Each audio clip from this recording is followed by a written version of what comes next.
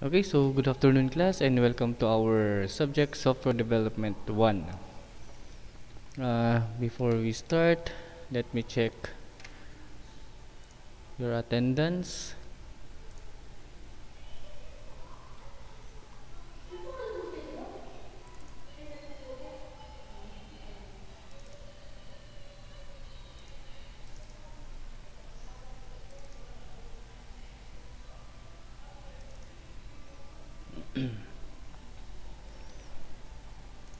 Section 2. Okay, and today is October 28th. October 20th.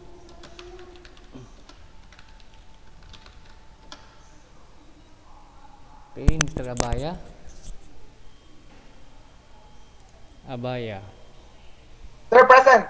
Okay. Agbunag. Sir, present. Albayalde. Present, sir. Pagidudol. Bagidudol. Absent. Wala. Belio. Present, sir. Present.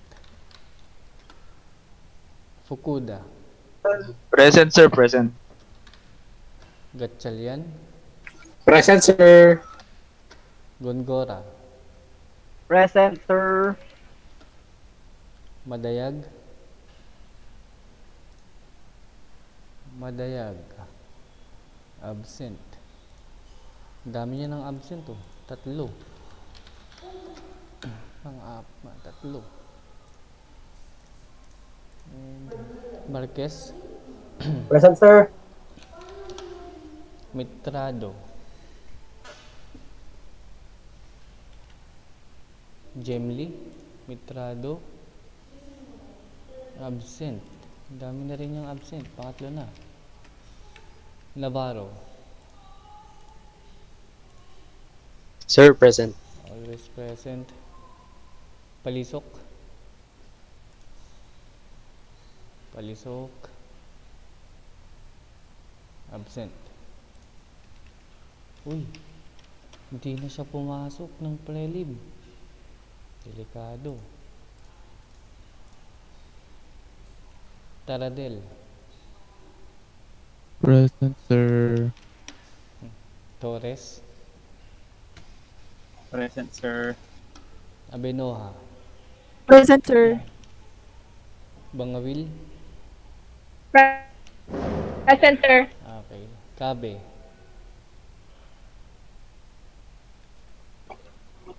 Present, sir. Cuepo. Cuepo.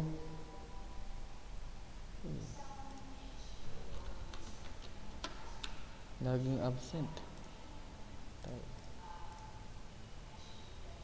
Marquez. Marquez. Marquez.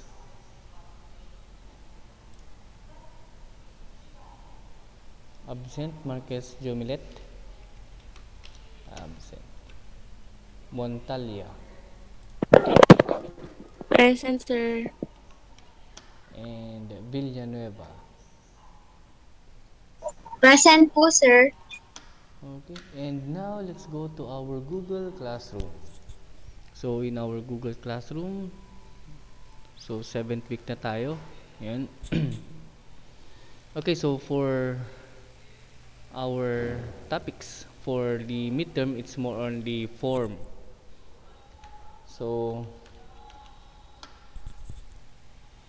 if you open your application, programming application, so now you will select the Windows application, not the console application na. So ang gagamitin natin is the Windows application. Okay? Yan. And the video demonstration is already uploaded in our Google Classroom week 7. So we have the form design. So kindly watch. Ayan. So gumawa na ako ng video demonstration on how to create a form, how to design a form, and so on.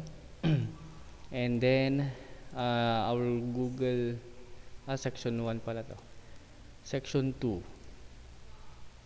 Mali. Yan. So yung Google Meet natin, it will be uploaded later. And then you have to prepare. So this is our activity for this week. You have to prepare for your midterm project. For your midterm project, you will provide or you will create a simple information system. Okay, so our activity, so you will create a system using the C# language, and you have to think about information system for your project for midterm. So give the title of your project and then give also the features or process or transactions of your proposed midterm project. So that is your activity for this week. And then in preparation for next week, I also posted a video demonstration on how to connect your system to your database. Nasa sa inyo if you want to have yung advance. Yan. Okay, so I posted the video demonstration on how to connect and how to yun. We have also the create module. You have to complete by the way for this term database connection, create module, update module, read module, and delete module. So we will be focusing on the system development. Okay, so yan, nandito naman na lahat. And by the way, in my YouTube, kasi nasa YouTube na to, meron siya playlist.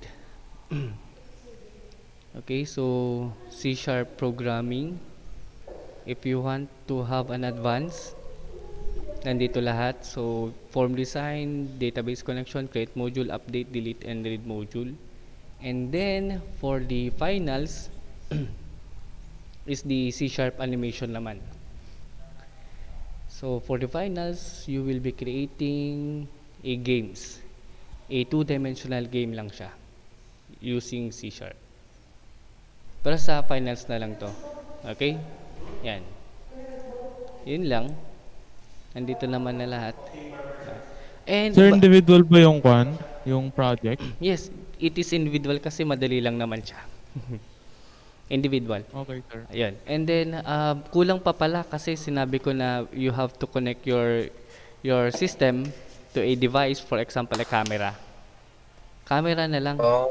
And then I'll be doing a video demonstration on how to connect your application to your camera, web camera. Although wala pa dito pero gagawa na ako ng video demonstration niya. But for now, pwede na kayo mag-start kasi nandito na yung mga modules natin, demonstration. Okay, so yun lang. So do you have any question? By the way, class, let me remind you our activities and exams. Yung mga hindi pa nag-sign, nag-turn in. Okay? Palisok, wala pa. Badayag, Marquez, Mitrado, and Puepo. So, wala pa silang nasa-submit for the exam. And then, for the laboratory naman, 3 ang hindi pa nag-assign, si Puepo, Madayag, and Mitrado. Bakit? Let me check. Okay. Ayan. Ha? Bakit? 1 gig gawin kong 10 gig. Save.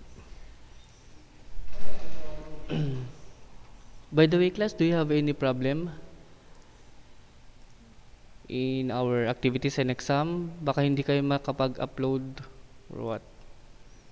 Kasi may limit pala siya. Anyway, na-edit ko na yung limit niya. Ginawa ko lang siyang 10 gig. Kasi dati that is only 1 gig. So, ginawa ko lang siyang 10 gig para maiwasan natin yung issue. And then for the lecture, it's more on yan, fill in the blanks lang naman, etc. Wala namang file upload, wala. Okay, so yun lang. And also our activities, please do check. Meron pang hindi pa nagsa-sign in. I mean, nagbibigay, kwepo, madayag, palisok. What are your plans? Kasi sinabi nila na baka the following week isasubmit na namin yung grades for the prelim. Pag sinabi nilang isubmit na namin yung grades for the prelim, then we don't have any choice. Kahit kung hindi kayo nakapagbigay, wala na. Zero na. Automatic, you will get 0. Yung mga hindi nyo nagawa na mga activities. So please do check all the activities in our Google Classroom. Any question, class? None naman po, sir. Wala pa naman, sir. So, None so far, Sir. sir. None so far. Okay. So yun. Paano ngayon pala yung activity kung Sharp Develop yung gagamitin pero Visual Studio yung nasa tutorial na same ginawa lang. mo, sir? Same lang sila. Same. Ay, sige. Oo. Sige, sir. Kasi for the Sharp Develop, yan. Sa Sharp Develop kasi, nandito din, kumpleto din siya. Although, okay, so for example, here we have the source and design. Sa Visual Studio, nandito sa taas yung source and design. Pero dito, same, we have the source and then we have the design. And then, for the references naman, we have the project. If you want to add the references. By the way, for the database connection, kapag mag-a-advance na kayo, you need to have this DLL file, the mysql.data.dll, in order for you to connect to a database. Sir, saan yun nilalagay? Ito, dito naman siya ilalagay. If in case na you are using the Sharp Develop, sa views, let me check my projects. Okay. Tama ba? If in case na wala to, hindi nyo nakita, click nyo lang yung view and then projects or view tools. Dito kasi sa tools, sa Windows form, so dyan kayo maglalagay ng button, text box, label, text box, and then for the references, yung mga DLL, yan, if you want to connect to your database, kailangan nyo to, DLL. And even if you want to connect your application to your web cameras, kailangan nyo pa rin ng DLL. But later on, I'll be giving you all the resources.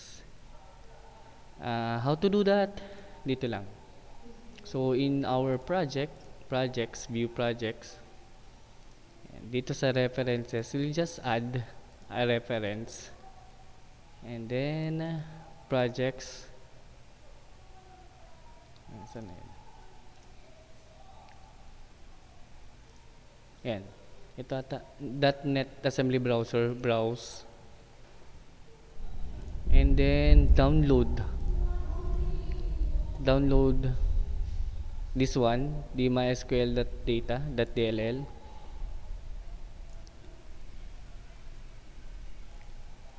Okay, so for example, lagay ko lang sa desktop. So, mysql.data. And then, let's go back to our Sharp Develop desktop and then look for the mysql.dll. Open, okay. So, once na na-include nyo na siya, ito na siya. mysql.data.dll. Okay, so C2 naman siyang mysql.data dito. references, ulitin ko ulit, add references, and then click the .NET assembly browser, then browse. And then yun. Sir, kailangan pa ba ng SAMP control panel? Yeah. Kasi doon natin ilalagay yung database natin. Okay, sir. Ayan. Sir, exam garod yung gagamitin natin for database. Yes, SAMP by the way nga pala. SAMP yung Okay, database sir. natin. Nandito din yung example sa video demonstration. Yan, sa database connection.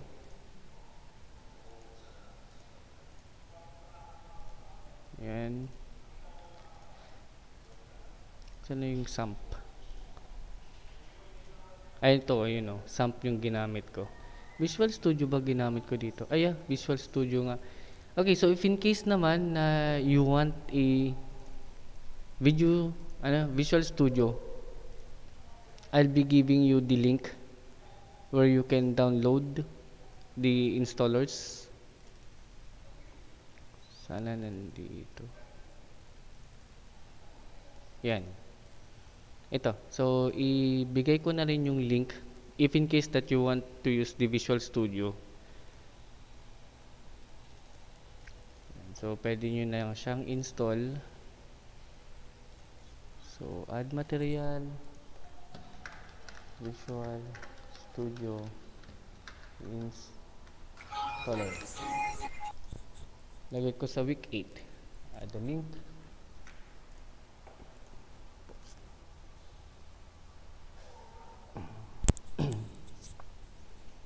Okay. Okay na. Nandito na siya. So, in case na if you want to use the Visual Studio, yan, you can check the installers, download, and then install. Okay, so yun lang. So, do you have any question, class? None so far. Okay, good. So, if you don't have any question, then see you next Bye, week. sir. Okay? Okay, sir. Okay, bye. Okay, sir. Yes, Bye, sir. sir. Bye-bye.